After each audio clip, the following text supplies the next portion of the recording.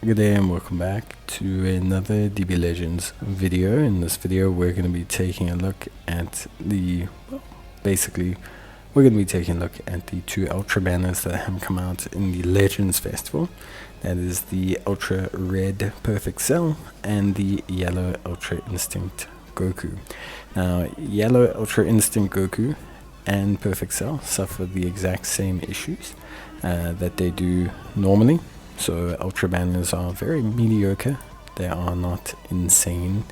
They are very mediocre banners, and players aren't really going to benefit from the banners themselves outside of the Ultra character. So please remember, this is not really a free-to-play friendly thing. Ultras, especially older ones, very difficult. So what you maybe want to look at is saving up instead for part 3, where you're going to have the potential to grab yourself the Ultras and taking a look at those Ultras. Now, in terms of everything else, honestly, if you look at Goku, I think both Goku and Cell are pretty decent. Goku recently got his Platinum equip, so it's pretty important, I would say, overall for him to improve how he performs.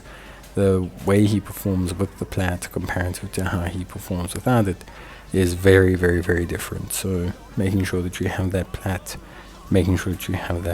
all set up and sorted is very crucial towards how you do. So for Goku, that's almost imperative, and that means you may have to pull him twice off the banner, because remember, Plat equips have an additional effect if the unit is at 7 stars, so you're going to need to potentially pull him twice. When we look at Cell, so we look at Perfect Cell, he's a red, so red is decent in the current meta. Obviously we have a couple yellows, Super Saiyan Goku, Ultra Instinct Goku, Janemba. So red is not bad, and Cell is not a bad red by any sight of the imagination. He's good on powerful opponents' team, so he can be a good counter coverage for Janemba, which is really, really solid if you start to talk about kind of like your meta teams and everything like that. So that's also very, very helpful and very useful. And then aside from that, I would say he's in the realm of being a good unit. Like, I think he does a lot of good stuff. I think he has some good capabilities. He's reliable. He isn't necessarily super OP, but he's still solid. Very much still very solid in the meta. Very solid in everything.